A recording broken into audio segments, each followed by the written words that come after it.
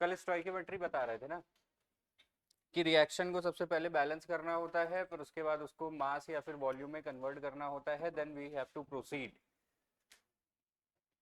तो एक question note down करो पहले, फिर बात करें इस पे।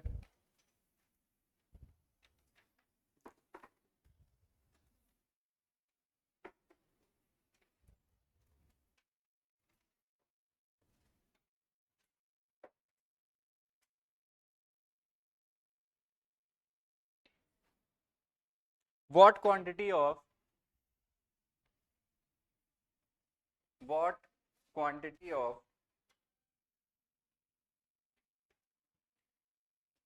limestone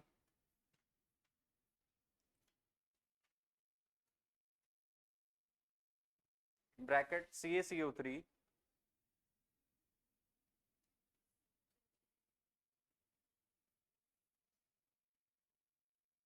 on heating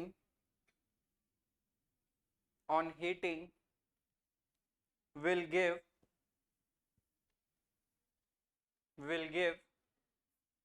56 kg of 56 kg of CaO,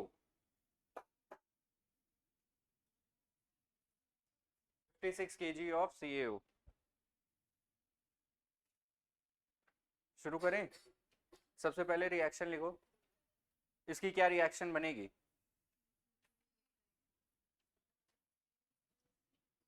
CA के आगे कुछ सुनाई नहीं दिया, बोला नहीं कि सुनाई नहीं दिया मेरे को। CaCO3 क्या?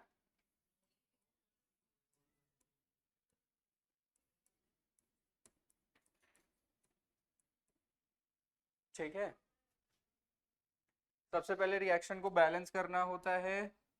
बैलेंस है रिएक्शन, रिएक्शन बैलेंस है तो उसके आगे जो नंबर लिखा होता है उस नंबर को नीचे नोट डाउन करना होता है। इसके आगे नंबर कुछ नहीं है, दैट मीन्स इसके आगे भी कुछ नहीं है, दैट मीन्स इसके आगे कुछ नहीं है, दैट मीन्स। अब जो तुमसे क्वेश्चन में दे रखा है वो मास में दे रखा है, तो सबसे पहले तुम इसको इसका मॉलिक्यूलर मास निकाल के इस नंबर से मल्टीप्लाई करोगे। ठीक है, तो 1 इंटू CaCO3 का मास कितना होगा? कितना?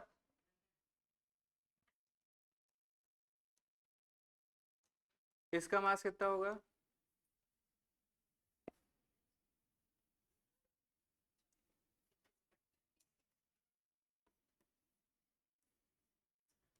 अब एक चीज याद रखना, ये जो तुमने मास लिखा है ये ग्राम में है। ठीक है, ये जो मास तुमने लिखा है ये ग्राम में है, और जो तुमसे क्वेश्चन में मास दे रखा है वो किलोग्राम में है। ठीक है, तो ये तुम्हारा चेंज होके कितना हो जा रहा है?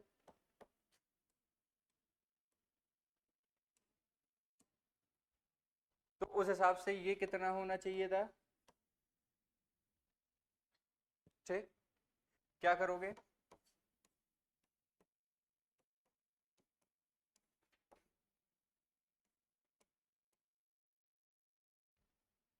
ठीक, कितना आएगा?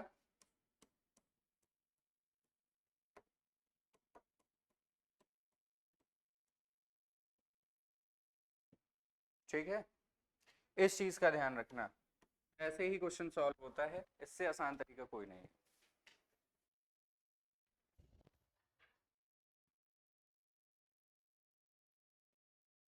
ठीक है, और क्वेश्चन में यूनिट किस में दे रखी थी? किलोग्राम में दे रखी थी, तो ये भी तुम्हारा किलोग्राम में जाएगा।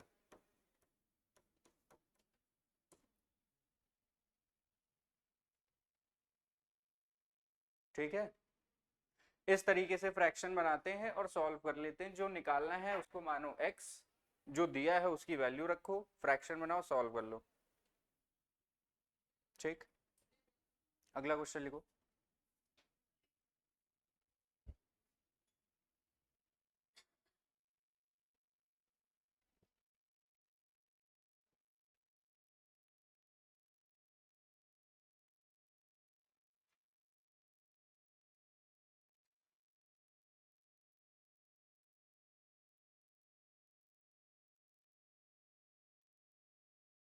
मॉड्यूल मिल गया है ना?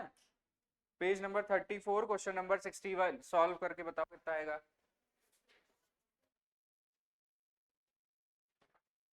Page number 34 question number 61।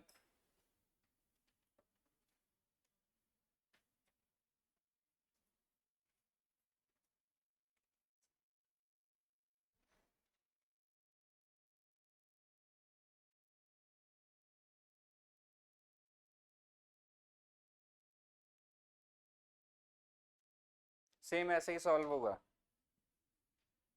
इसमें ये बढ़िया है कि तुमको एक्सरसाइज दे रखी, वो रिएक्शन दे रखी है।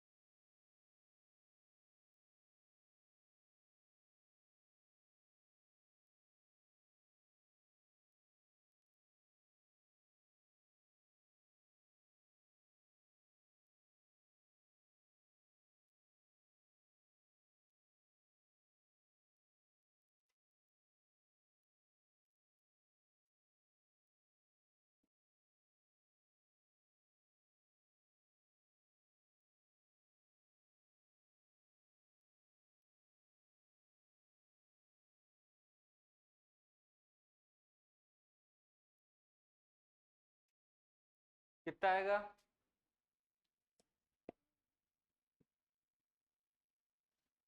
भैया Ag2CO3 का मास रखोगे ना, Ag का काहे मास रख के बैठे हो? पहले Ag2CO3 का मास तो निकालो।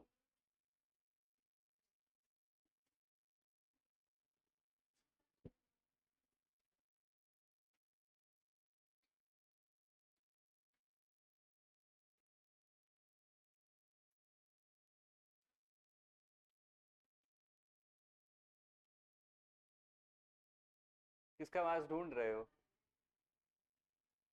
कार्बन का 12, ऑक्सीजन का 16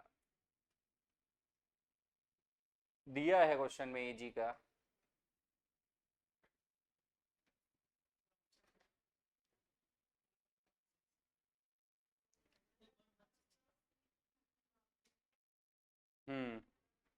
क्वेश्चन ध्यान से पढ़ना होता है तब तो दिखेगा।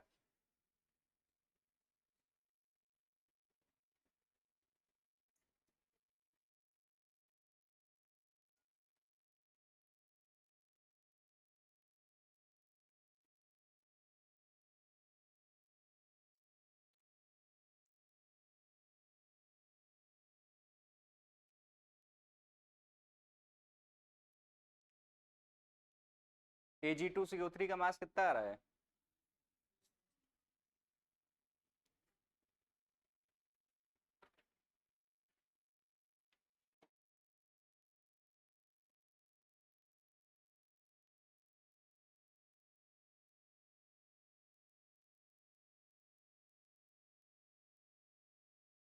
हुआ सॉल्व?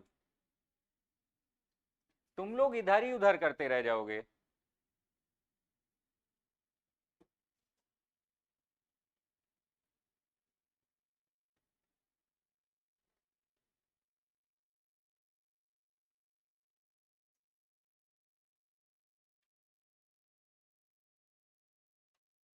हुआ सॉल्व?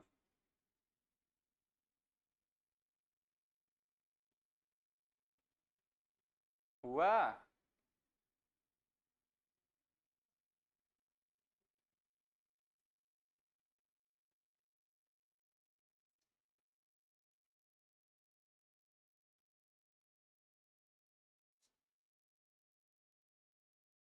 एक बात बताओ, 2Ag का मास 136 कैसे?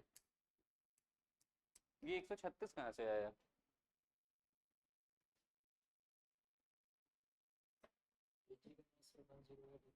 हाँ तो इंटू 2 करोगे तो 136 कहाँ से आएगा? कितना आएगा? 216 आएगा। अरे गधे, मल्टीप्लाई नहीं कर पाओगे तो हम क्या सिखा लेंगे तुमको?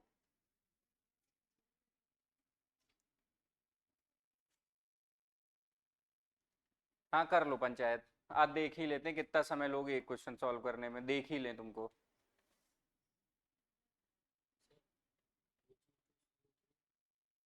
का मास निकालो ना।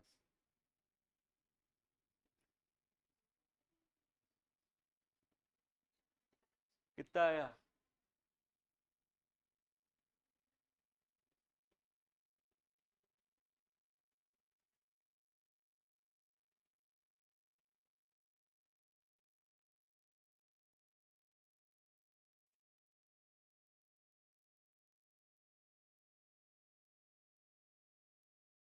आप आया?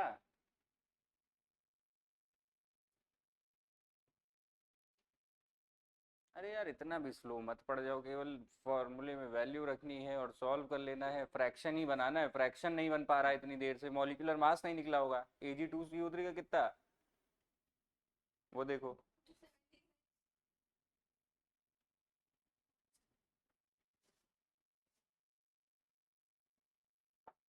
कितना आया आंसर? हम आंसर पूछ रहे हैं।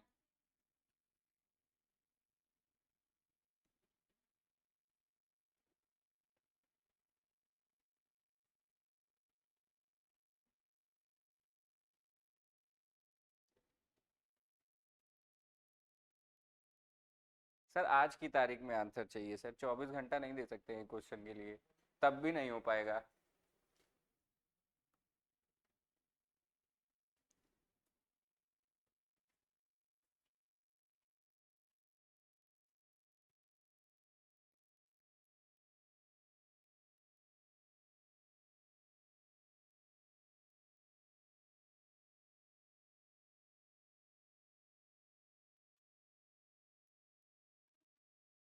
कितना?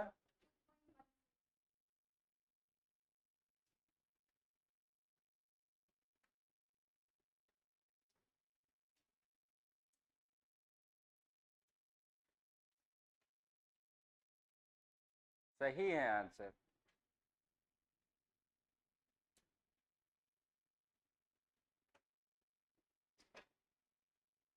तुम लोग ना पंचायत कम कर दो तो तुम लोग को भी हो जाए सॉल्व।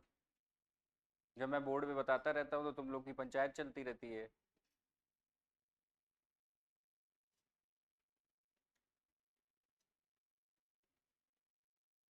आया? कितना आया? 2.16।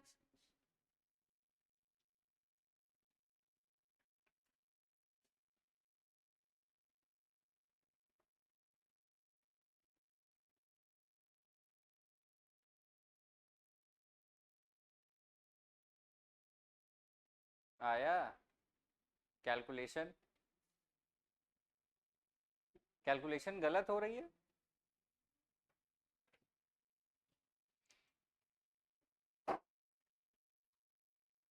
पानी भिजा दीजिए। आया सॉल्व कर, ए पंचायत अलग अलग सॉल्व करना था ना, क्या तुम पंचायत करके क्या आंसर भी तो नहीं निकलता तुम्हारा। हाँ,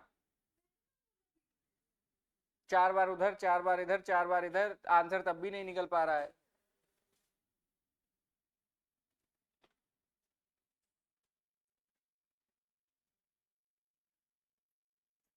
इतनी स्पीड से नहीं चल पाओगे, और पेपर बता रहे हो मेरे को कि 2 चैप्टर आ रहा है, पहला चैप्टर नहीं खत्म करने दे रहे हो, एक क्वेश्चन नहीं सॉल्व हो पा रहा है।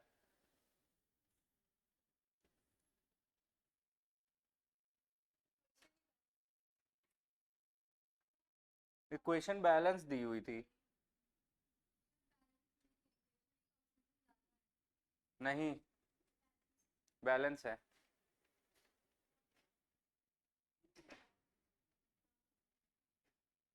हाफ O2 मतलब वही होता है जो तुम उसको अनबैलेंस समझ रही हो। फ्रैक्शन में भी बैलेंसिंग करते हैं सर। तो बात तो वही होगी, 2Ag2CO3 आएगा, 4Ag आएगा, 2CO2 आएगा, प्लस O2 आएगा। बैलेंस करो ना करो, बात वही है। हाँ सर, कैलकुलेशन सर। आई? इतनी कोई कैलकुलेशन भी नहीं है हम तुमको बताएं। फ्रैक्शन बनेगा 276 upon 2.76 equals to 216 upon x। बस इतने में ही सॉल्व हो जाएगा, है ना, यही बना ना। तो 2.76 अपॉन 276 1/100 आएगा, फिर क्रॉस मल्टीप्लाई कर लोगे।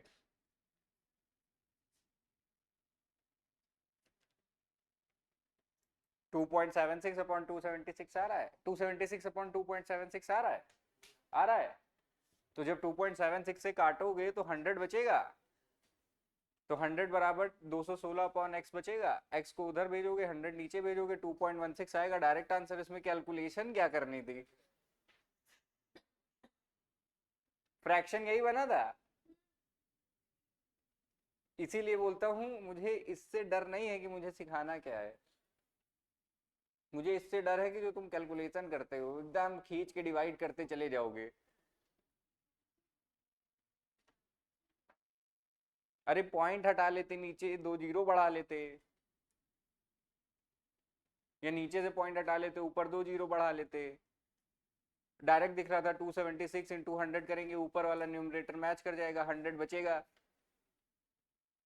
इतना मैं ओरली कर दे रहा हूँ, उतनी देर से पता नहीं क्या कैलकुलेशन चल रही है।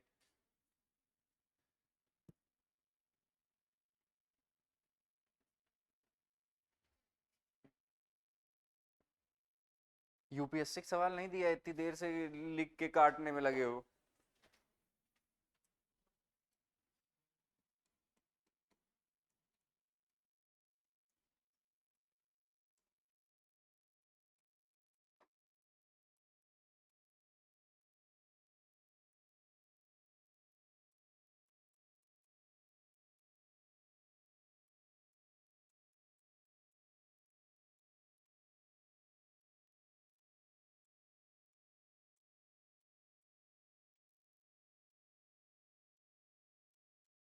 इसका मार्क्स कितना आ रहा था, इसका कितना हो जाएगा?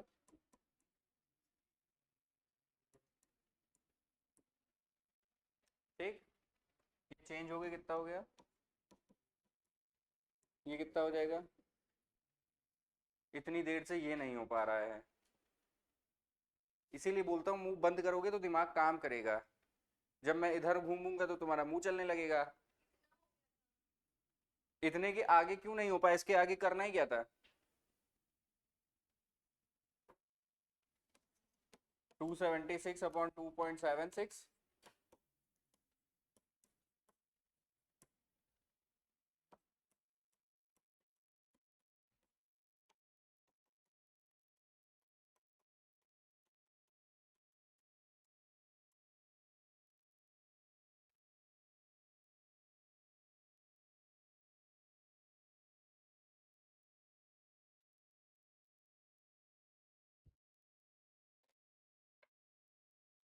Question number 62।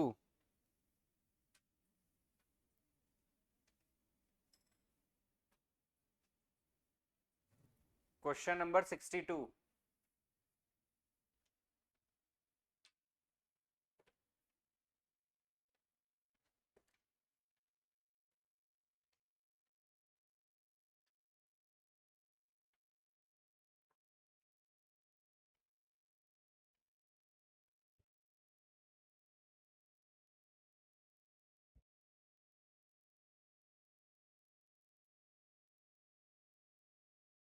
रिएक्शन लिख पाओगे इसकी?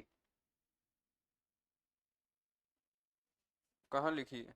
हाँ चलो तब बढ़िया है, उसके बाद देखें कैलकुलेशन। अब की सुनने को मिला था सर यहाँ तक हो गया था, अब यहाँ तक सुनने को मिलेगा सर यहाँ तक हो गया था।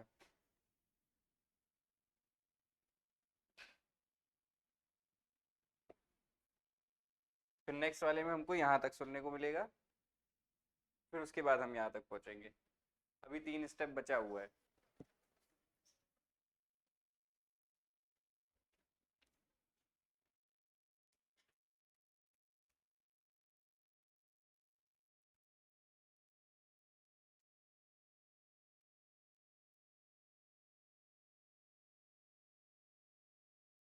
ये याद रखना, जिस केस के लिए वॉल्यूम निकालनी है उसको हाँ 22.4 से मल्टीप्लाई करेंगे, बाकी को मास में ही रखेंगे और वॉल्यूम वाले सब्सटेंस को वॉल्यूम के लिए 22.4 से मल्टीप्लाई करते हैं।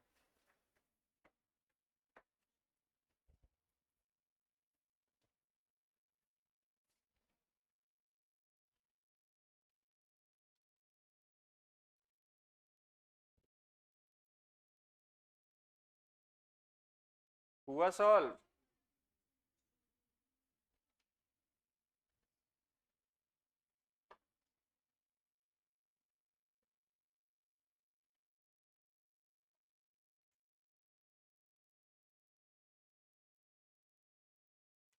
गधे कहीं के, खा गए गोला, यहाँ पे वॉल्यूम रखना था 22.4, बाकी सब कुछ सही है।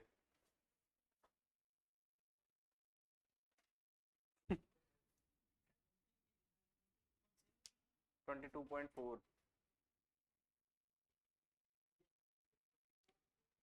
फोर।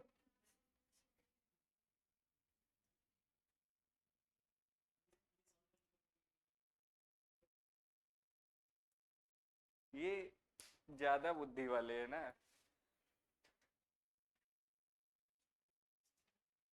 ये क्वेश्चन सॉल्व करने के बाद क्वेश्चन अपने हिसाब से बनाते हैं ये लोग।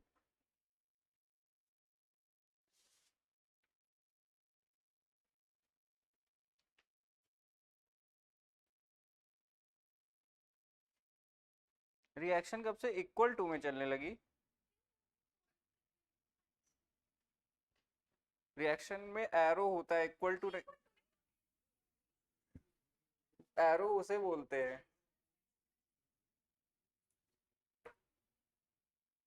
हुआ सॉल्व?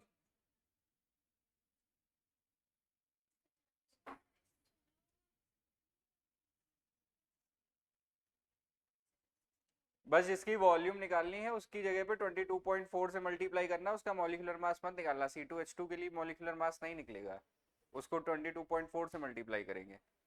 बस इतना ही चेंज होगा इस क्वेश्चन में। अच्छा हाँ, तुम्हारा तो ठंडे में दिमाग काम करना बंद कर देता है, तुमको कुछ बोल भी नहीं सकते। आंसर देखो ना। अब क्या गूगल समझे हो गया? मतलब डांटने का परिणाम मिलता है, क्वेश्चन सॉल्व हो जाता है। चलो ठीक।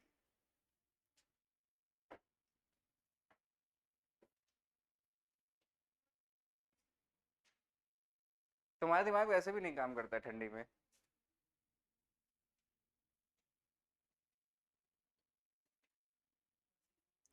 हो पाया? कितना आया तुम्हारा? ए गधा है, कितना आ रहा है? कितना? 22.4 पे ही अटके हो अभी तक?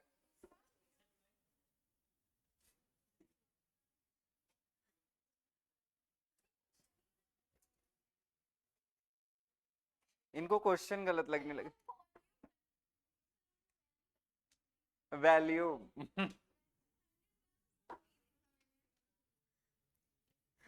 ये वो स्पीकर वाली वॉल्यूम नहीं है जो तुम बड़ा घटा रही हो अपने हिसाब से। आया? कितना आ गया?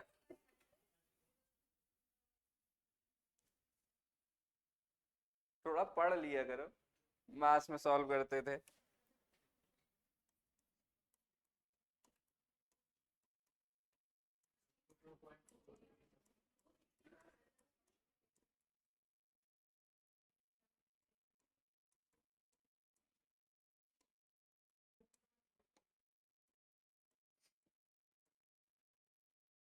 इसका मास कितना निकाले हो?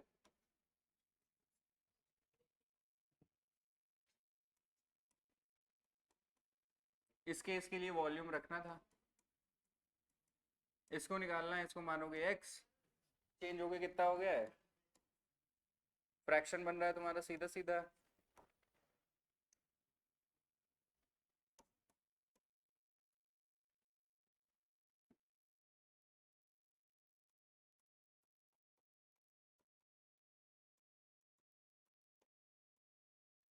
सॉल्व कर लो, आंसर है। बस याद ये रखना कि जिस केस के लिए वॉल्यूम बोला है उस केस के लिए वॉल्यूम रखोगे 22.4, उसमें मॉलिक्यूलर मास नहीं निकालते। बस। इतना सही चेंज है।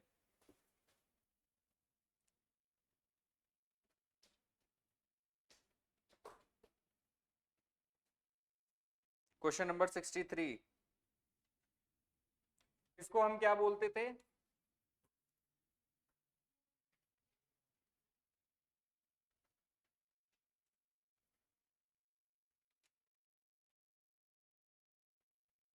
क्वेश्चन नंबर 63,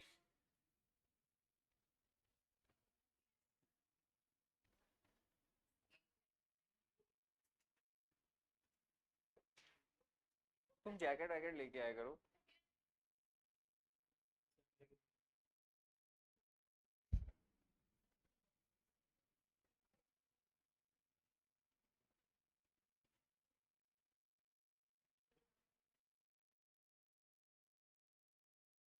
बस उड़ गई बत्ती, हल्का सा चेंज हुआ, काम खत्म।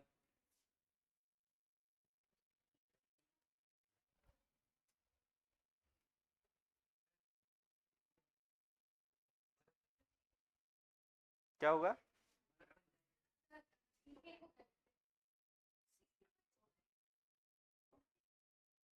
टॉपर से मिलिए आप।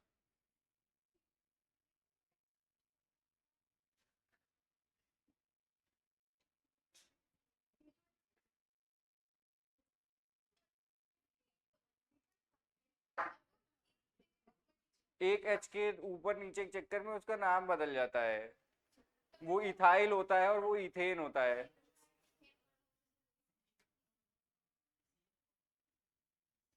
किसका? इथेन का? हाँ, CH4 होगा।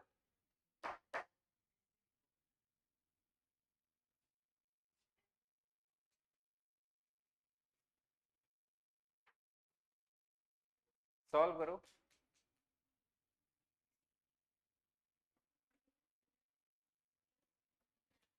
होगा सॉल्व। रिएक्शन लिख पाए कि नहीं लिख पाए?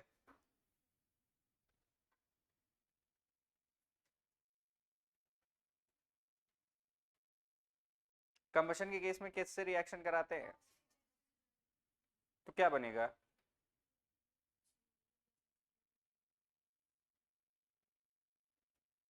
पता है लेकिन लिख नहीं रहे हैं, कंफर्मेशन चाहिए। लिख के दूं कि यही बनता है, तब लिखोगे। CO2 plus H2O, reaction balance करो फिर आगे बढ़ो।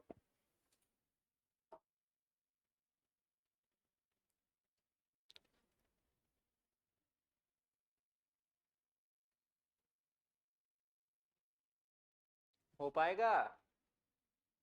आज की डेट में आंसर चाहिए तो फिर।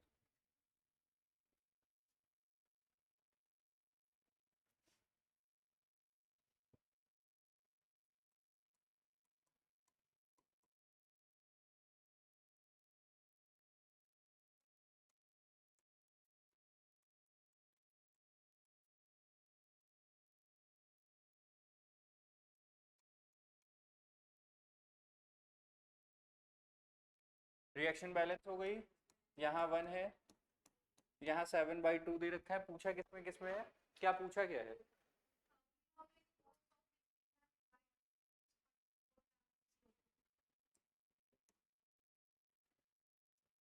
ठीक। CO2 में मास कितना दे रखा है?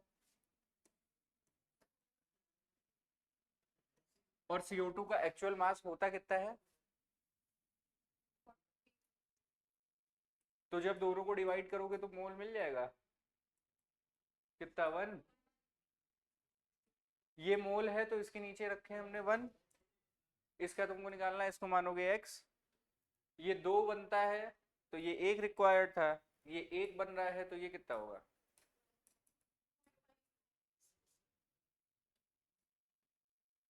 बस इतना सा कॉन्सेप्ट रखना है कि वॉल्यूम की जगह पे वॉल्यूम रखते हैं, मास की जगह पे मास रखते हैं, मोल की जगह पे मोल रखते हैं।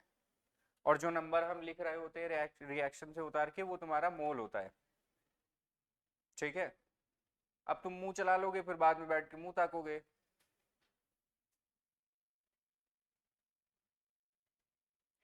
तो बस इतना ध्यान में रखना है कि रिएक्शन से जो हम नंबर नोट डाउन कर रहे होते हैं वो तुम्हारा मोल होता है, ठीक। उस नंबर को नोट डाउन करने के बाद हमें ये देखना होता है कि क्वेश्चन में बोल किस हिसाब से रहा है। एक में मास बोल रहा था, एक में वॉल्यूम बोल रहा था, तो उस हिसाब से हम वैल्यू रख रहे थे, ठीक। जिसका मास दिया होगा उसका मास के हिसाब से देखेंगे, जिसका वॉल्यूम दिया होगा उसकी 22.4 से मल्टीप्लाई करके फिर फ्रैक्शन बना लेंगे, सॉल्व कर लेंगे, डायरेक्ट आंसर आता है, इसमें यूनिट कन्वर्जन की जरूरत नहीं पड़ती, ठीक है। तो सारे क्वेश्चन ऐसे ही सॉल्व होते हैं इस केस में। बस मोल का ध्यान रखना है, वॉल्यूम का ध्यान रखना है, मास का ध्यान रखना है, ठीक। एक बार तीनों क्वेश्चन देख लो तो फिर नेक्स्ट टॉपिक पे चले, लिमिटिंग रिएजेंट।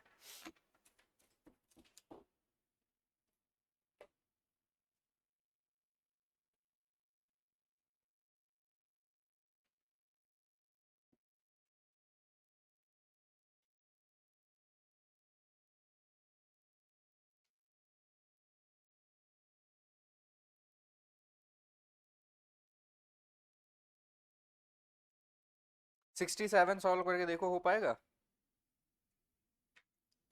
67।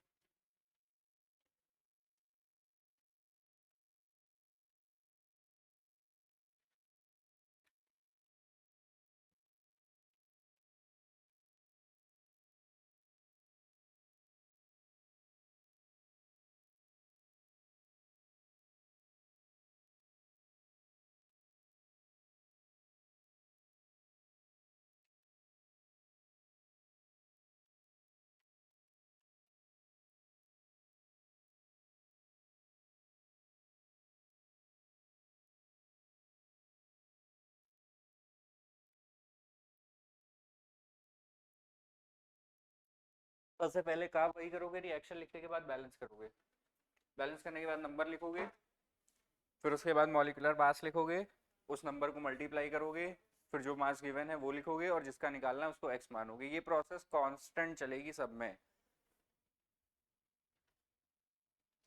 रिएक्शन बैलेंस हो पाई?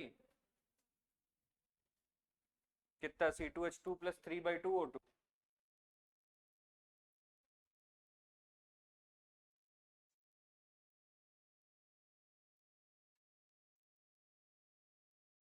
कुछ गलत लग रहा है C2H4।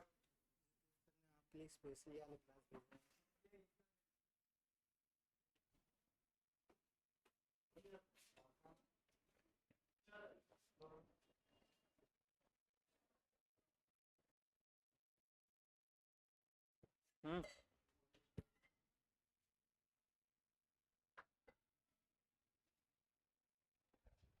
बताओ। C2H4 प्लस कितना O2, बैलेंस करने के बाद क्या बना? ऑक्सीजन बैलेंस है? मेरे हिसाब से तो नहीं हो पा रहा है।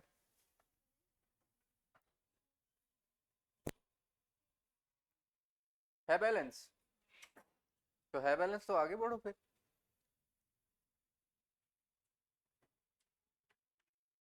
कोई जरूरी है कि मेरे हिसाब से ही सारी चीजें चलेंगी? मेरे हिसाब से नहीं हो पा रहा, तुम्हारे हिसाब से हो रहा है, आगे बढ़ो, आंसर आया तो ठीक, नहीं तो गलत तो है ही।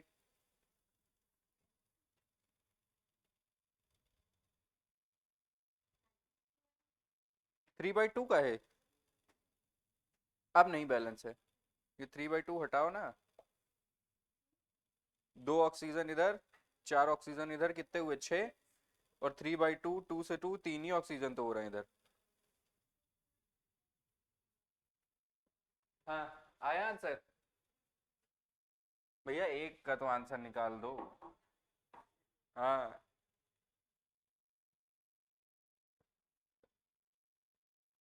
एक का बैलेंस है। अभी मैंने इसका एक शब्द नहीं लिखा इस क्वेश्चन का, और हम कैसे बता दें? अभी तक हमने कुछ लिखा नहीं, हम बता कैसे दे कि सही है कि एकदम कि नहीं? अरे जल्दी बताओ यार, सॉल्व करो, आंसर बताओ। कितना आया तुम्हारा?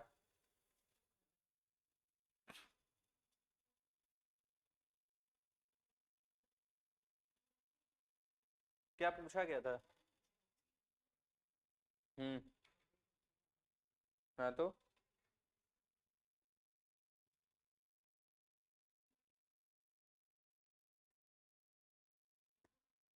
20 से मल्टीप्लाई होगा ना।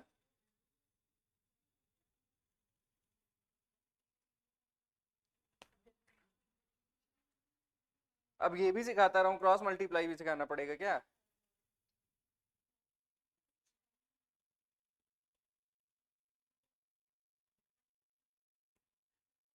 कितना आएगा?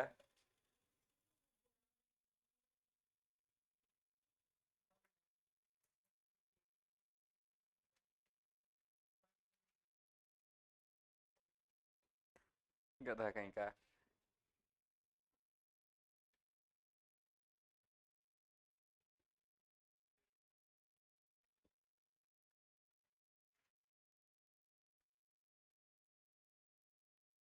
आया।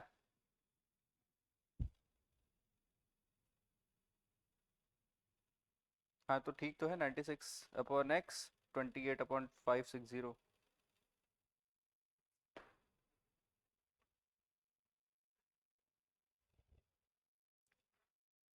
हम्म। और 28 से काटेंगे तो ये 20 आएगा ऊपर।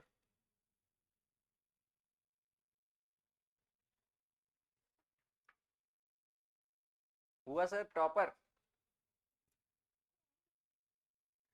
आपसे ही पूछ रहा हूँ, हो पाया?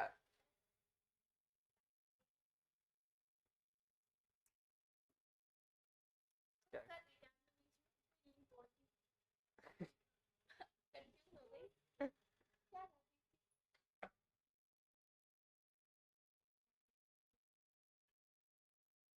96 × 20 करके कुछ आएगा।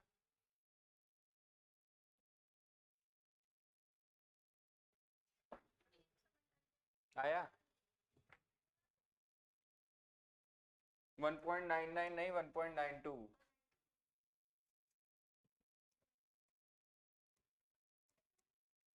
क्या था? C2H4। H6 कब से था?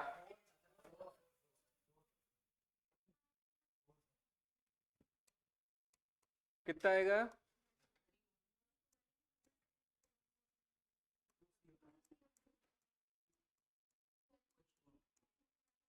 कितना? ये तुम्हारा 1, ये तुम्हारा 3। इसका मास कितना? इसका मास कितना? इसका मास कितना? ये चेंज हो गया, कितना हो गया है? और इसका तुमको निकालना है। क्या दिक्कत है इसमें? ये तुम्हारे पास हो जाएगा काट के कितना? 1/20। और ये 96/x। तो x इक्वल्स टू 96 × 20। और किलोग्राम में कन्वर्ट करना है तो 1000 से डिवाइड हो जाएगा। 1.92 kg आएगा।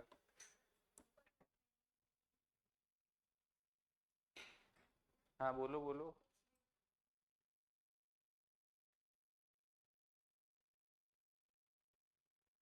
सर ट्राई करिए, ऐसे नहीं हो पाएगा। इनसे बोल रहा हूँ, थोड़ा सा ट्राई करिए। आप तो एकदम खड़े हो जाते हैं वहीं पे।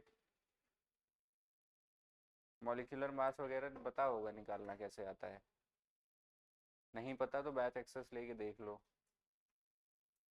चले आगे। चलें। अब नेक्स्ट स्टडी चलो, लिमिटिंग रिएजेंट।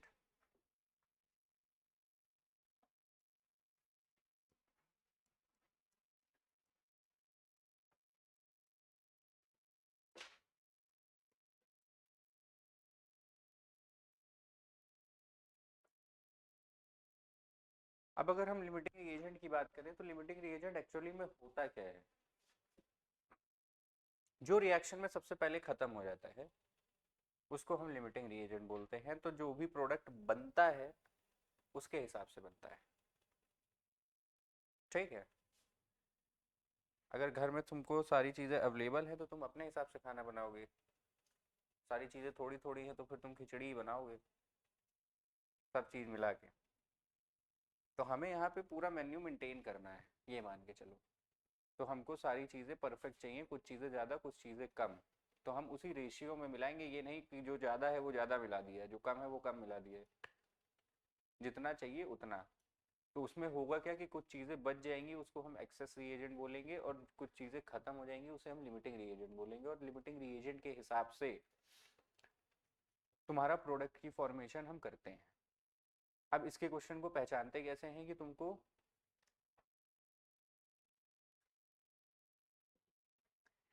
इसके हिसाब से हम क्या करते हैं, क्वेश्चन को पहचानेंगे कैसे, दो रिएजेंट तुमको दिए रहेंगे, दो का मासेस दिया रहेगा, प्रोसेस वही है, सारे टाइप वही हैं, वॉल्यूम और मास वैसे ही चलेगा, सब कुछ वैसे ही चलेगा, बस अंतर क्या हो जाता है कि दो रिएक्टेंट का मास दे देता है। पहले तुम उसमें कंपेयर करोगे कि कौन सा लिमिटिंग होगा कौन सा एक्सेस होगा, और जो लिमिटिंग होगा उसके हिसाब से रिएक्शन तुम्हारी प्रोसीड करेगी, बस। तो इसके क्वेश्चन को पहचानते कैसे हैं कि किसी भी रिएक्शन में तुमको दो चीजों के बारे में बताया जाएगा, दो रिएक्टेंट के बारे में बेसिकली बताया जाएगा। तो जो गिवन डेटा होता है वो तुम्हारे दो रिएक्टेंट्स के बारे में होता है। कंपैरिजन भी हमको वैसे ही करना है, एक अजम्पशन लेके चलते हैं बस, और उसके बाद हम कंपेयर कर लेते हैं। ठीक, एक क्वेश्चन लिख लो तो फिर बता दे कैसे होगा।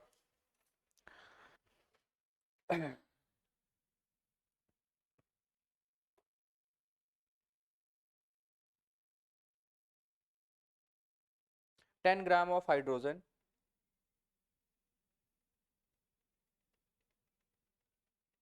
and 64 gram of oxygen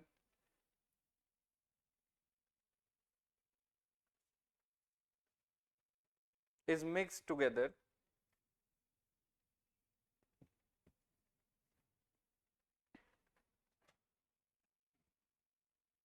is mixed together how many grams of how many grams of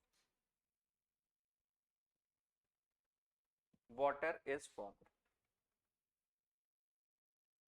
ठीक है, सबसे पहले हम यही करेंगे, रिएक्शन लिखेंगे H2 प्लस O2, जैसे अभी तक कर रहे थे सारी चीजें वैसे ही चलेंगी। रिएक्शन लिखोगे, उसको बैलेंस करोगे, बैलेंस करने के बाद उसमें जो आगे नंबर दिया रहेगा उसको लिखोगे, फिर उसको लिखने के बाद उसको पहले मास में दे रखा है तो मास में कन्वर्ट करोगे, वॉल्यूम में दे रखा है तो 22.4 से कन्वर्ट करोगे। ठीक, इस केस में दोनों का मास दे रखा है तो यहाँ पे क्या हो जाएगा, 2 × 2 हो जाएगा, और यहाँ कितना हो जाएगा, 1 × ठीक है, इतना, इतने में कोई दिक्कत।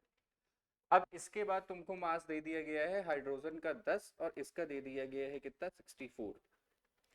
जब ऐसा केस तुमको फंस जाए कि रिएक्टेंट में दोनों का ही मास दे देता है तो वहां पे केस जनरेट होता है लिमिटिंग रिएजेंट का। अब इस केस में करते क्या है, ध्यान से सुन लेना, दोनों में से किसी एक को मान लो, इसको हम मान लेते हैं नहीं दिया हुआ है। ठीक, तुम मानने को इसको भी मान सकते हो। ठीक, मान लो नहीं दिया हुआ है, तब कैसे कैलकुलेशन करते थे, तब सीधा सा हम इसको x मानते थे।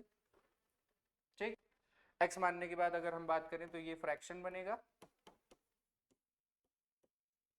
ठीक, x की वैल्यू निकाल लोगे,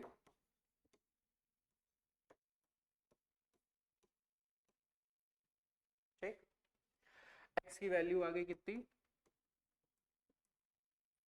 तो कहने का मतलब क्या है कि 10 ग्राम के हिसाब से ये होना कितना चाहिए था, 80, है कितना, तो यानी ये पहले खत्म हो जाएगा जब रिएक्शन तुम प्रोसीड करना शुरू करोगे, तो उस केस में ये तुम्हारा लिमिटिंग रिएजेंट हो जाएगा।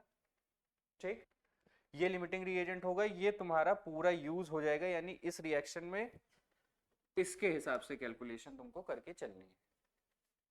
ठीक, तो 64 के हिसाब से तो ये तुम्हारा पहली चीज फाइंड आउट हो गया, क्या, लिमिटिंग रिएजेंट। इतना कॉन्सेप्ट क्लियर है। ठीक है, किसी एक को मान लो, अगर तुम इसको भी मान लेते तब भी यही लिमिटिंग रिएजेंट निकल के आता। ठीक, डेटा पुट करना है, किसी एक को अपने मन मुताबिक x मान लोगे, x की वैल्यू निकाल लोगे, वैल्यू कंपेयर कर लोगे, अगर जो वैल्यू तुम्हारी आ रही है वो दिए हुए से ज्यादा है तो यानी वो सब्सटेंस क्या होगा, लिमिटिंग रिएजेंट होगा। अगर जो वैल्यू तुम्हारी आ रही है वो वैल्यू कम है और दी हुई वैल्यू ज्यादा है तो वो तुम्हारा एक्सेस रिएजेंट होगा। ठीक, तो ये फाइंड आउट करने के बाद ये तुम्हारा क्या हो जाएगा, ये तुम्हारा एक्सेस रिएजेंट हो जाएगा।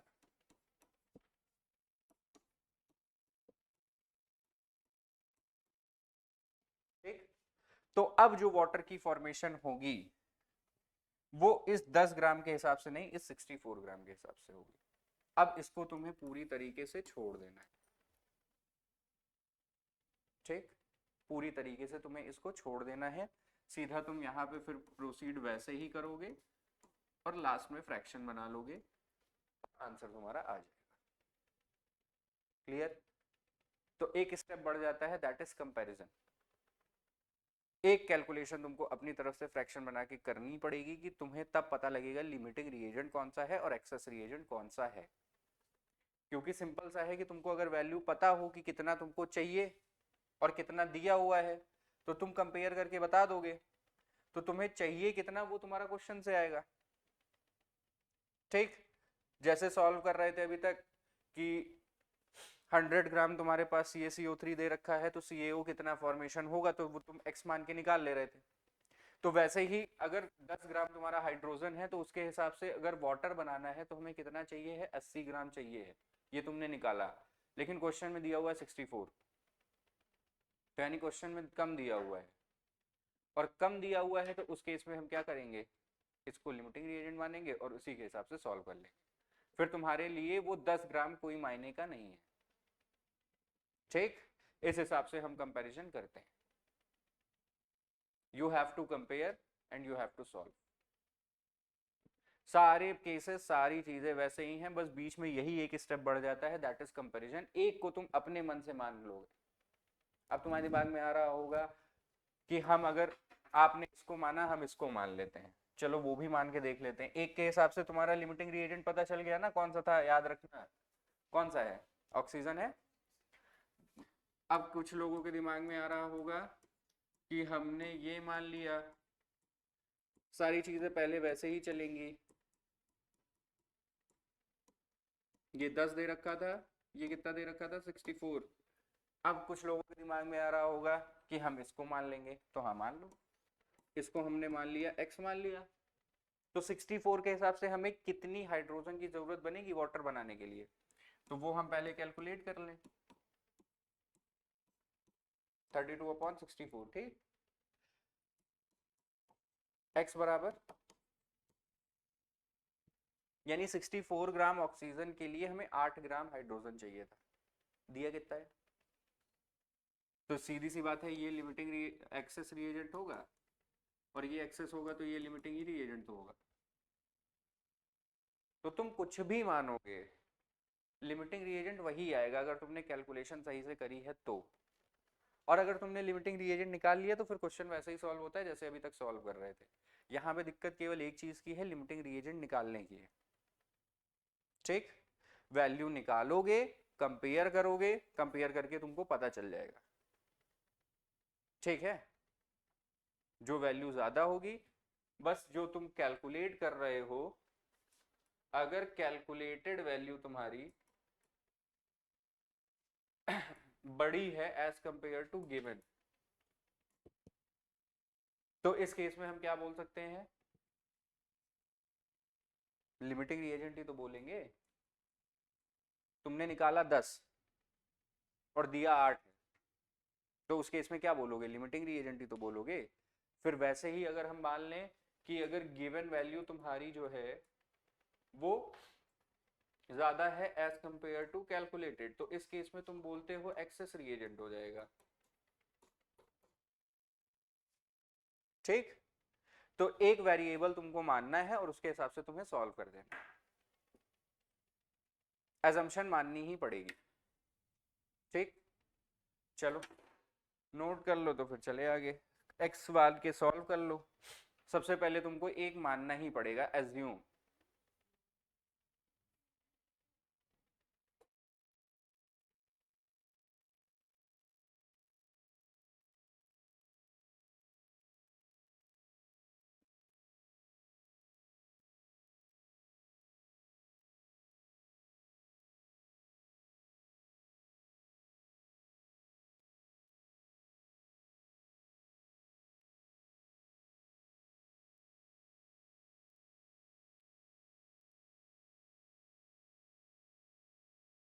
तो यहाँ पे जो तुमने x निकाला वो कितना था, ठीक। तो यहाँ पे कौन सा केस लग रहा है, गिवन ज्यादा है एज कंपेयर टू कैलकुलेटेड, तो उस केस में हम एक्सेस रिएजेंट बोल देते हैं इसको। अब कुछ क्वेश्चन में पूछ लेता है कि एक्सेस रिएजेंट कितना यूज होगा और कितना बचेगा, तो यूज कितना होगा और बचेगा कितना,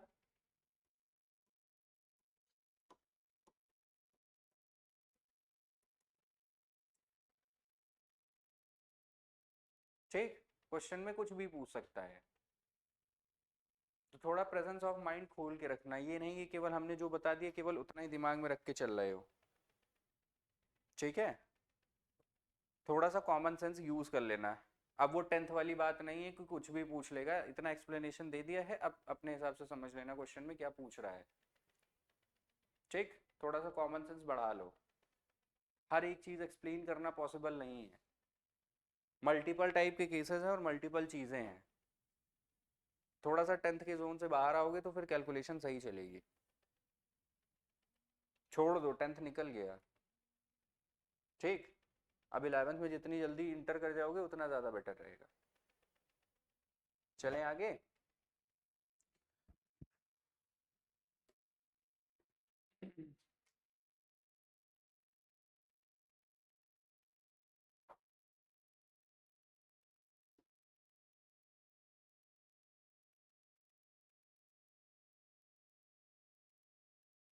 ठीक। तो इस वाले केस में तुम्हारे पास 2 ग्राम जो होगा वो बचेगा, और लिमिटिंग रिएजेंट कौन सा बच रहा है, ये वाला। तो वाटर की जो कैलकुलेशन होगी वो इसके हिसाब से होगी, ठीक।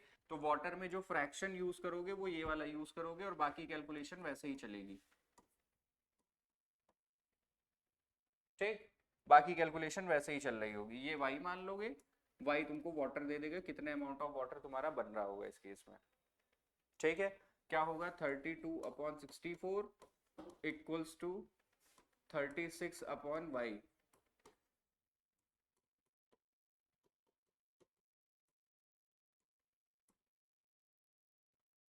तो वाटर की फॉर्मेशन कितनी होगी 72, और बचा कितना 2 ग्राम हाइड्रोजन बचा, ठीक है। नोट कर लीजिए, तो आगे चलें फिर क्वेश्चन देखें।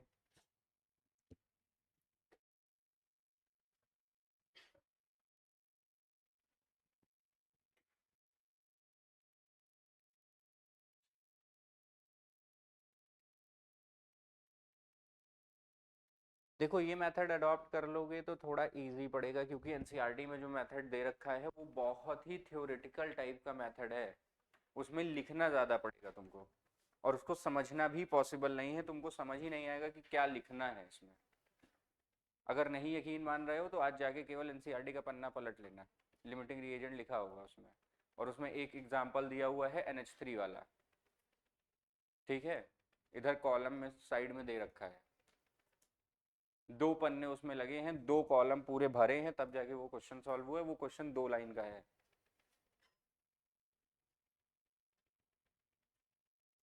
ठीक। तो वैल्यू कैसे पुट करनी है और कैसे कंपेयर, ये क्या चीज, हाँ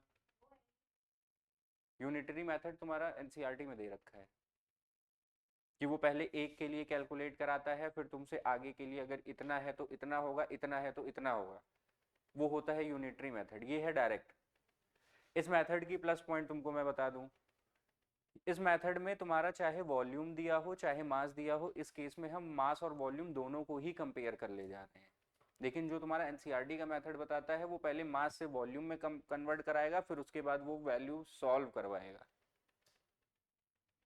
अब समझना इस मेथड का तरीका क्या है। तुमने रिएक्शन लिखी और रिएक्शन के नीचे तुमने नंबर लिखे, उसे तुम क्या बोलते हो, मोल बोलते हो, ठीक। फिर उसके नीचे तुमने मास लिखा, ठीक। फिर मास के नीचे तुमने गिवन मास लिखा, ठीक। दोनों मास को डिवाइड करते हो तो क्या मिलता है, मोल मिलता है। और उधर तुमने वॉल्यूम रखी, ठीक। कुछ क्वेश्चन में वॉल्यूम दी रहती, वॉल्यूम रखी, और आंसर किस में आया, वॉल्यूम में आया। वॉल्यूम डिवाइडेड बाय वॉल्यूम क्या होता है, मोल होता है। तो हम मोल को कंपेयर कर रहे हैं यहाँ, इसलिए मैं बोलता हूं कि मास दे रखा है तो मास में वॉल्यूम दे रखी है तो वॉल्यूम में ही कैलकुलेशन चलेगी। तो बेसिकली हम मोल कंपेयर कर रहे होते हैं, ठीक है, मोल कंपैरिजन यहाँ पे चल रहा होता है। ठीक, लिखो क्वेश्चन लिखो।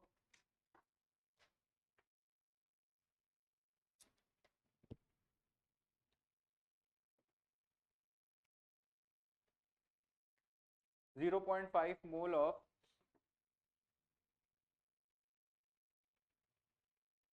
H2SO4 is mixed with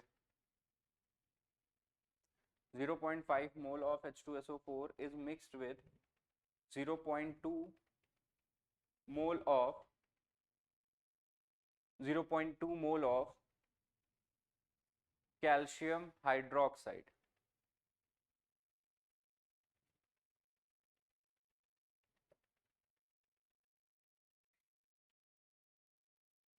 The maximum number of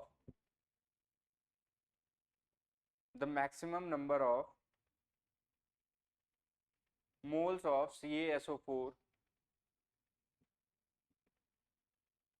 maximum number of moles of CaSO4 is formed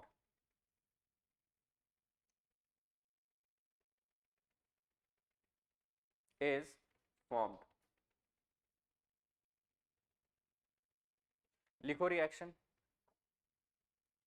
reaction लिखो, क्या बनेगी रिएक्शन इसमें।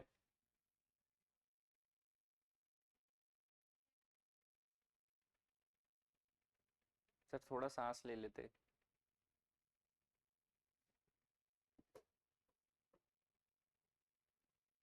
रिएक्शन बैलेंस है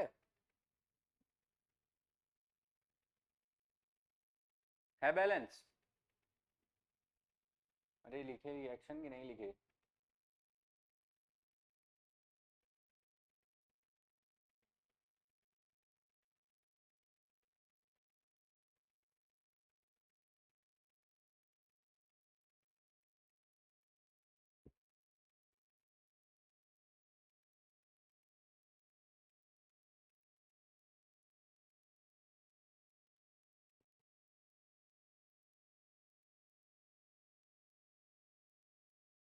लिखे रिएक्शन।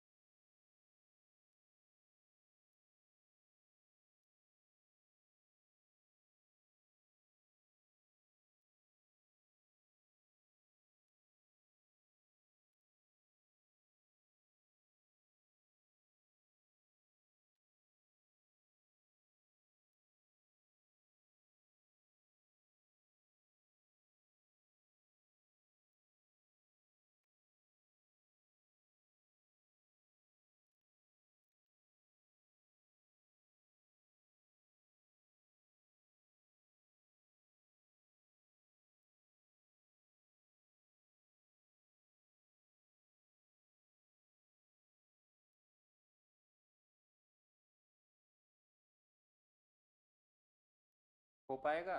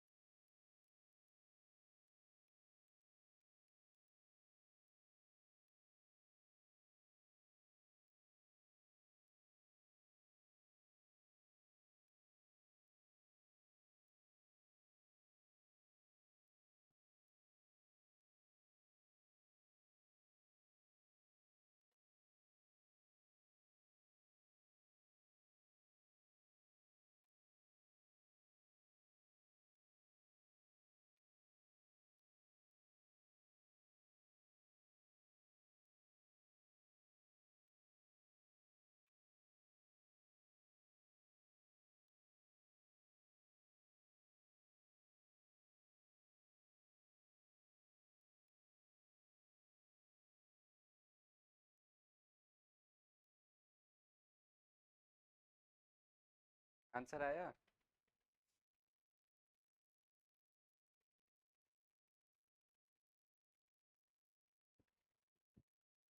क्वेश्चन बोलो क्या है?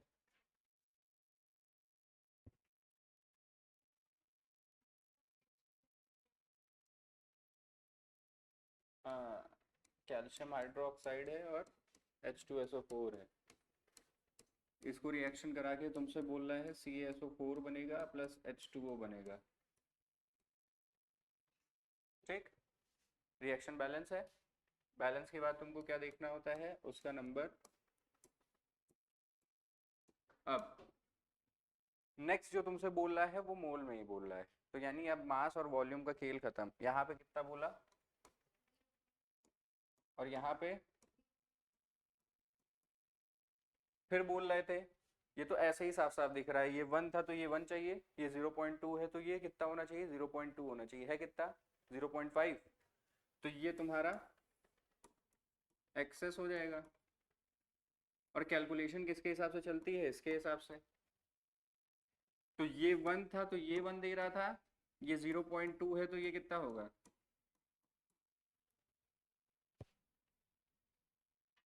देख के ही दिख रहा है सारी चीजें, देखने की कोशिश करो। ठीक है, इसीलिए बोल रहा हूँ कि नीचे अगर नंबर लिखना आ जाएगा तो सारी कैलकुलेशन हो जाएगी। तुम लोग नीचे नंबर ही नहीं लिख पा रहे हो, रिएक्शन ही नहीं लिख पा रहे हो, तो अब मैं क्या बताऊँ उसमें।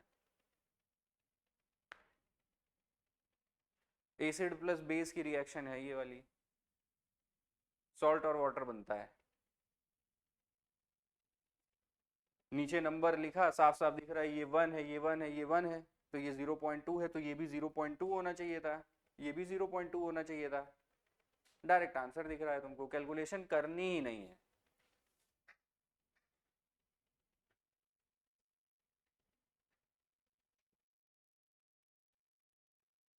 मानता हूं आसान नहीं है, थोड़ा सा टफ है। तुम वैल्यू तो लिखो पहले, जो रिएक्शन में दे रखी है, तुम रिएक्शन तो लिखो पहले, आगे की बातें तो सिखा दूंगा ही। आओ अगले क्वेश्चन पे।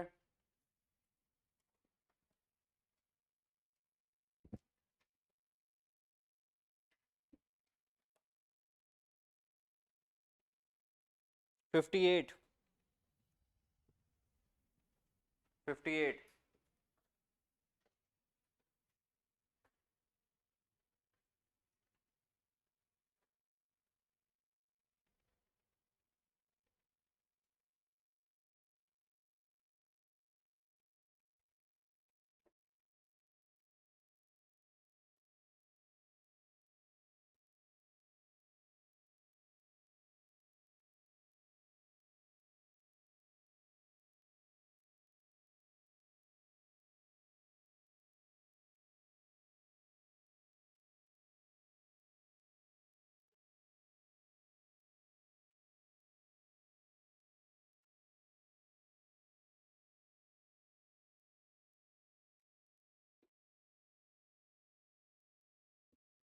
आया?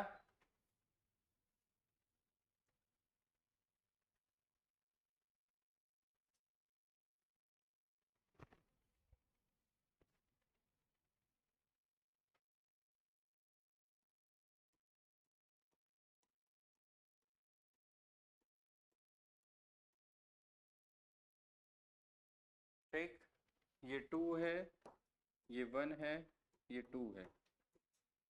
अब इसको चेंज करके 1 कर दिया है, इसको चेंज करके 1 कर दिया है। ठीक, ये 2 है तो इसका आधा ये हुआ, है ना। तो ये अगर 1 है तो ये कितना होना चाहिए था, 0.5 होना चाहिए था। ठीक, ऐसे ही तो देखोगे, ये 2 है तो ये 1 है, आधा। तो ये 1 है तो ये कितना होना चाहिए था, 0.5। तो इस केस में ये तुम्हारा क्या होगा, और ये, और लिमिटिंग रिएजेंट के हिसाब से अगर हम बात करें तो ये 2 था तो ये कितना है, और ये 1 है तो ये कितना होगा।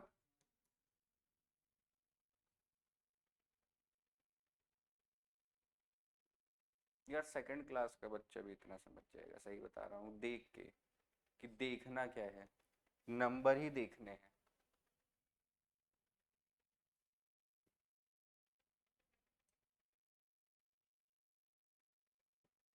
ठीक है, समझे? नंबर कंपेयर करना है, नंबर लिखना है और उसको देखते ही समझ में आ जाएगा। अब इतनी तो मैथ आती ही होगी। अब ये इस पे एक्सक्यूज मत दे देना कि इसीलिए मैथ छोड़ी कि क्योंकि मैथ आती ही नहीं थी।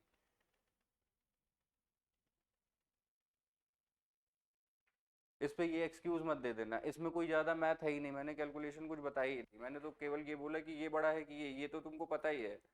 अब इसमें भी अगर ये एक्सक्यूज दोगे कि सर मैथ इसीलिए छोड़ी क्योंकि आती नहीं थी बायो,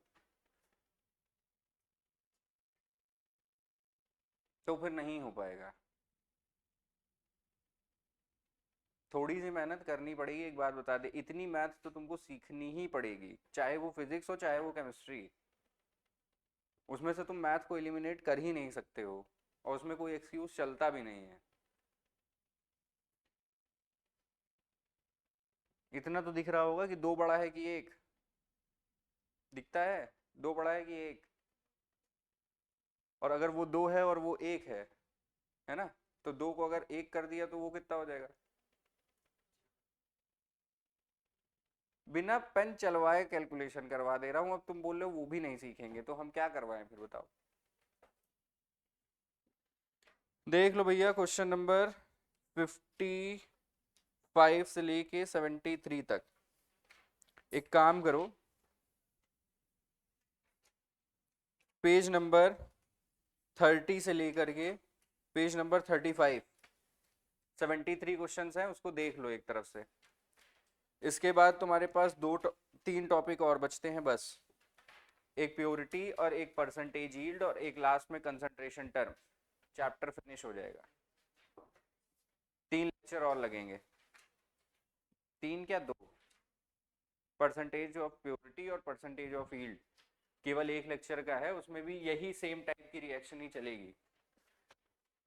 जरा जरा सा अंतर है, इतना तुमको सीखना ही पड़ेगा, इसका कोई एक्सक्यूज नहीं है। एक तरीके से तुमको सारे क्वेश्चन सॉल्व कराता चला जा रहा हूँ, उसमें भी दिक्कत है। अभी वही मैं हर एक क्वेश्चन के लिए नया टाइप की तरह नई तरीके से सॉल्व करवाता तो तुम सीख लेते। हल्का सा चेंज कर दे रहा हूं तो वो तुमसे नहीं हो पा रहा है।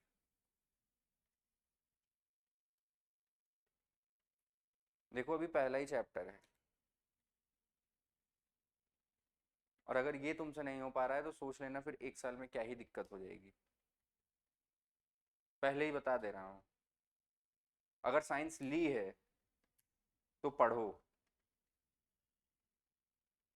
अगर तुमने 10th वाली साइंस सोच के ले ली है तो फिर रहने दो। 10th और 11th में ज़मीन आसमान का अंतर है,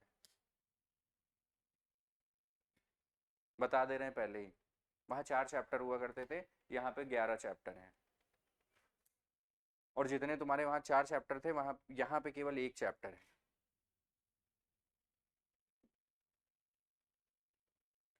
क्लास में क्वेश्चन भी करवा दे रहा हूँ, सोच लो।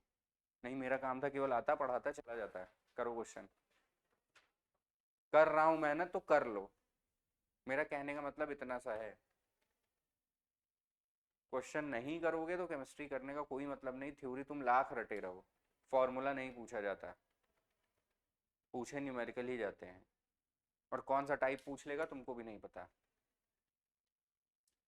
और तुमको लग रहा है कि ये चैप्टर छोड़ देंगे तो फिजिकल के 7-8 चैप्टर हैं 11th-12th मिला के, कितना छोड़ोगे?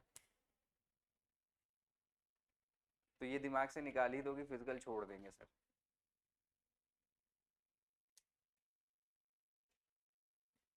नहीं आ रहा है, लेक्चर रिकॉर्ड होके मिल रहा है, मल्टीपल टाइम देखो, चीजें दिमाग में बैठना शुरू होंगी। एक बार में नहीं होता। और लेक्चर नहीं मिले तो यहाँ बैठे बैठे नहीं मिलेगा।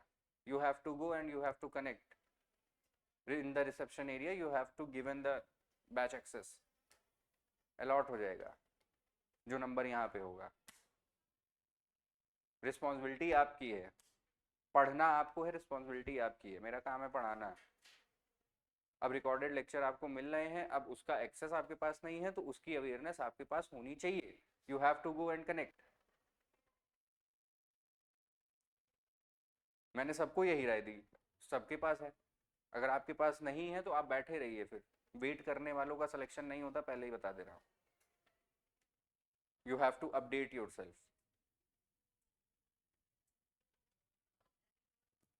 देखो हंसी मजाक अलग जगह है, यहाँ हंसी मजाक करने आया भी नहीं हूँ, इसीलिए समझा रहा हूँ। मैं आया हूँ तुम्हारा सिलेक्शन कराने, बस बात खत्म है इतने पे।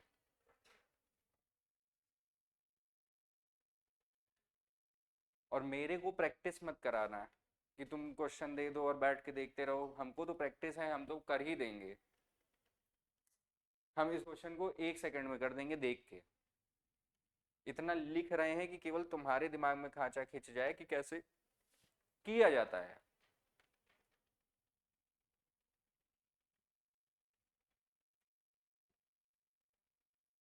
यहां तक बता दे रहा हूं, देखो जितना मैंने पढ़ा है, कोई stoichiometry, limiting reagent, percentage of yield और क्या बोलते हैं प्योरिटी परसेंट, इसमें कोई डिफरेंस नहीं बता सकता।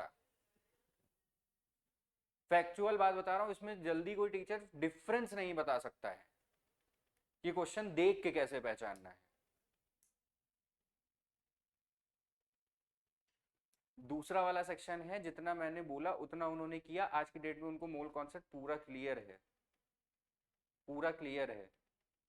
मैं बोलता हूँ तुमको नोट्स खुद बनाने पड़ेंगे, तुमको खुद। देखो एक बात बताऊं, मैं अपने नोट्स अगर प्रोवाइड करूंगा तो वो तुम्हारे किसी काम के नहीं है, समझना बात को। वो मैंने अपने तरीके से अपने को समझने के लिए बनाए हैं, ठीक। और मेरी अंडरस्टैंडिंग तुम्हारी अंडरस्टैंडिंग में डिफरेंस है, चीजें इवॉल्व हैं, टाइप्स ऑफ क्वेश्चन नए हैं। तो तुमको देखना है कि तुमको किस टाइप से नोट्स बनाना है। सफर लंबा है अपने आप को अपडेट करने के लिए, 2 साल का सफर है, और समय ऐसे ही बीत जाएगा। आए हुए मुश्किल से 15-20 दिन तो हो ही गया है, क्यों, हो गया है ना, ऐसे ही साल भर बीत जाएगा।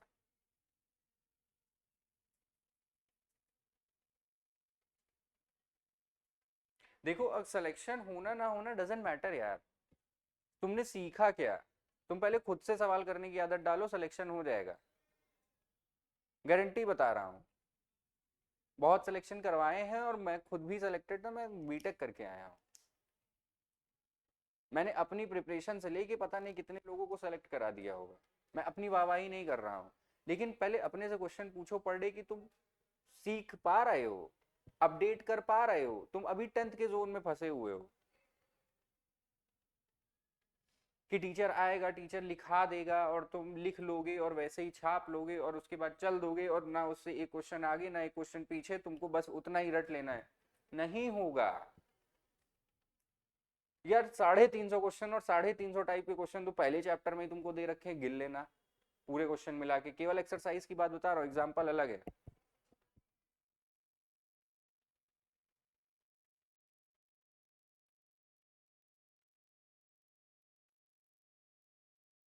काम करो अपने पे।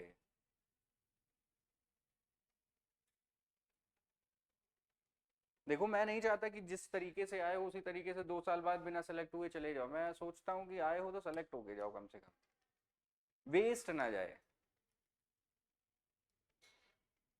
उसके लिए मेहनत करनी पड़ती है हर दिन, तुमको थोड़ा थोड़ा करके ना तुम लोग इकट्ठा कर लेते हो, देखते देखते ये चैप्टर खत्म हो जाएगा, एक चैप्टर तुम्हारे पास इकट्ठा हो गया है।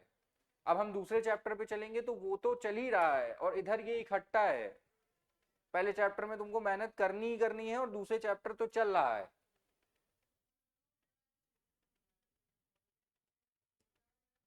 स्टॉक मत इकट्ठा करो अपने लिए, मेंटली प्रेशर में आ जाओगे। फिजिक्स केमिस्ट्री बायो बहुत होता है, अपने लिए स्टॉक मत इकट्ठा करो, हो जाएगा पढ़ लेंगे, हो जाएगा पढ़ लेंगे, अपने आप को मत समझाओ, दिक्कत में आ जाओगे। ऐसे ही उस क्लास में भी समझाया है, तुम लोग नए नहीं हो, हर क्लास में ही समझाता हूँ। उनसे मिलना, उनसे बैठना, उनसे बात करके देखना, उनका लेवल देखना अब अलग हो चुका है 10th से। तुम लोग भी डिटैच होने की कोशिश करो, हो गया 10th पास कर लिए, रिजल्ट आ गया, बस बात खत्म है। हमेशा पढ़ाई एक सीक्वेंस में नहीं चलती, नहीं चलती। यहाँ हर सब्जेक्ट अपने में ही गहराई के साथ है। नहीं 10th का एक चैप्टर होता है ना, मैं पढ़ाता था जब 10th की बात बताऊं, 4 घंटे में पूरी केमिस्ट्री खत्म हो सकती है उसमें। यहाँ 4 घंटे में एक चैप्टर का वन शॉट मुझे अभी सेकंड चैप्टर का लेना है 11th में 4 घंटे लगेंगे पूरा एक सीक्वेंस में खत्म करने में। सेकंड चैप्टर को पढ़ा चुका हूँ, अब रिवीजन कराना है, इतनी मेहनत करके दे रहा हूँ। तुम्हें केवल रिवाइज करना है, वो नहीं हो पा रहा है। देखो हंसी मजाक में समय ना वेस्ट करो, you have to be serious. नहीं आता कोई दिक्कत नहीं है, सिखाने के लिए बैठे हैं, सीखना तो चाहो। चलो तुम लोग लेट से आए हो, स्टार्टिंग में शुरू किया है तो मॉलिक्यूलर मास तक बताया है कैलकुलेट करना, एटॉमिक नंबर एटॉमिक मास तक बताया है। तुम ही लोग से पूछ रहा हूँ, फर्स्ट डे से तो तुम ही लोग आ रहे हो, बताया है, सब बताया है। मैंने ये माना ही नहीं कि तुम 10th पास करके आए हो। जो 9th की चीजें थी वो भी मैंने बताई हैं। मानते हैं 9 10 में कोई सीरियस नहीं होता, 11th में होना पड़ेगा। ये तुम्हारे चाहने ना चाहने से नहीं, समय की नजाकत है, होना पड़ेगा ही पड़ेगा।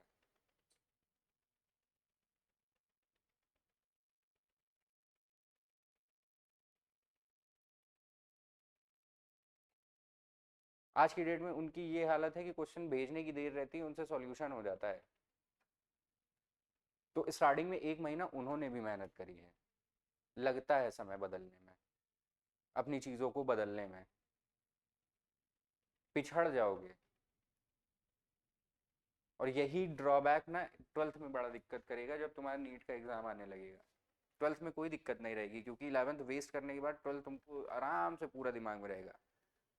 लेकिन दिक्कत कहाँ है? 11th में है, क्योंकि क्वेश्चन तो उससे भी आ रहा है। तब क्या करोगे? और पहला बार नई नई चीज़ सीखना आसान होता है, कोई भी सब्जेक्ट हो, कोई भी चीज़ें हो। इसीलिए 11th में तुम्हारी बेसिक से मैंने शुरू किया, क्योंकि पहली क्लास से सीखना आसान होता है। मूल कॉन्सेप्ट अभी पढ़ लोगे, पूरा सीख लोगे, आ जाएगा। कुछ चीज़ें अगर नहीं आई तो फिर वो नहीं आएंगी। धीरे धीरे तुम्हारा दिमाग रेजिस्ट होना शुरू करेगा। यहाँ पे हार्मोन हार्मोन चेंज भी बहुत होता है, रेजिस्ट हो जाता है, फिर वो सीखना ही नहीं चाहता। तुमको जितना आता है तुम उतने में ही ज्ञानी बनने की कोशिश करोगे। होता है।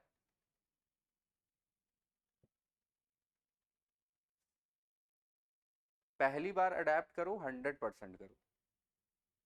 आजकल का जमाना 100% का है कि पहले चैप्टर से तुमसे कुछ भी पूछ ले रैंडमली, तुम फटाक से आंसर निकाल सकते हो।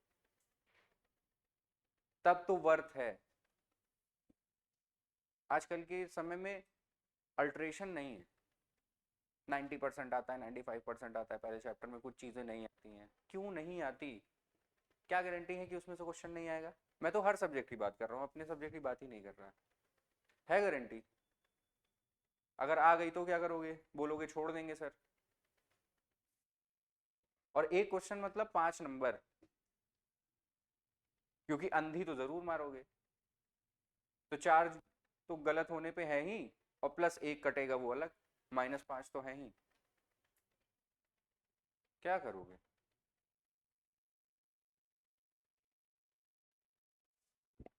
और ऐसा नहीं है कि फाउंडेशन से रिजल्ट नहीं निकले, निकले हैं। यहाँ से फाउंडेशन से रिजल्ट देख लिया होगा। सीरियसनेस चाहिए होती है। बहुत परफेक्ट होता है कि 11th करने के बाद आपने 12th किया, और 12th के बाद बोर्ड का रिजल्ट आया, इधर आपका नीट दिया, नीट में सिलेक्शन हुआ। क्या जिंदगी है बताओ? एक के बाद एक चीजें होती चली जा रही हैं, without a year single drop. Continuation में पढ़ाई है, आराम से आपका सिलेक्शन उसी फ्लो में सब कुछ होता चला जा रहा है बढ़िया। अच्छा लगता है सुनने में, लेकिन उसके लिए मेहनत करनी पड़ती है।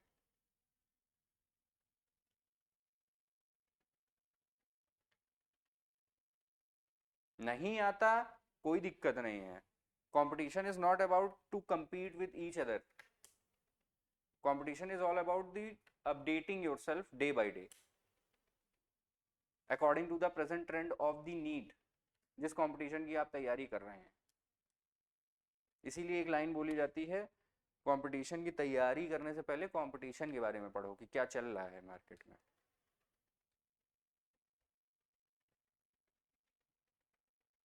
देखो, कंपटीशन की तैयारी करना एक जर्नी है,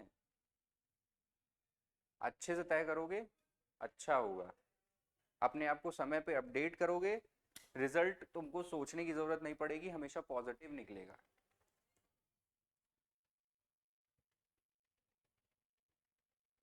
नहीं, निराशा तो मिलती है ही, और निराशा के लिए वजह बहुत सारी हैं। आपकी सराउंडिंग में ही आपका गिरने का इंतजार किया जाता है, आपके मोहल्ले वाले ही पूछने आएंगे रिजल्ट, तब क्या आप बोलेंगे। और आजकल आप कोई बोर्ड का रिजल्ट नहीं पूछता, वो ट्रेंड हम लोग के जमाने, हम लोग के भी समय से पहले हुआ करता था। रेस में हो तो आगे रहो, पीछे रहने का कोई मतलब नहीं है। रेस में हमेशा फर्स्ट सेकंड थर्ड ही चुने जाते हैं, उससे आगे तक आज तक कहानी हुई नहीं।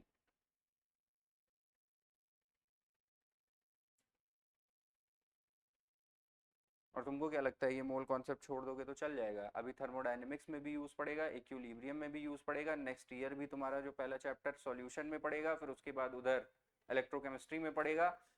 मोल कॉन्सेप्ट हर जगह जरूरत पड़ेगा, इसीलिए सबसे पहले सिखाया जा रहा है। ट्रेंड को समझो पहले, एनसीईआरटी सेट किस हिसाब से है, ट्रेंड को समझो। पहले चैप्टर है तुम्हारा, उसके बाद थर्मोडायनेमिक्स इसी बुक में दे रखा है, उसमें जरूरत पड़ेगी। नेक्स्ट उसके बाद दे रखा है इक्विलिब्रियम, उसमें जरूरत पड़ेगी। फिर अगली बुक के सेकंड और फर्स्ट चैप्टर में जरूरत पड़ रही होगी। तो आप इसको एलिमिनेट कर ही नहीं सकते, तो जिसको किया ही नहीं जा सकता उसको सीख लो ना यार। तुम्हारा एक टॉपिक के चक्कर में 4 चैप्टर जाएंगे, 4 चैप्टर हैं मोल कॉन्सेप्ट से, बाकी देख लो क्या करना है।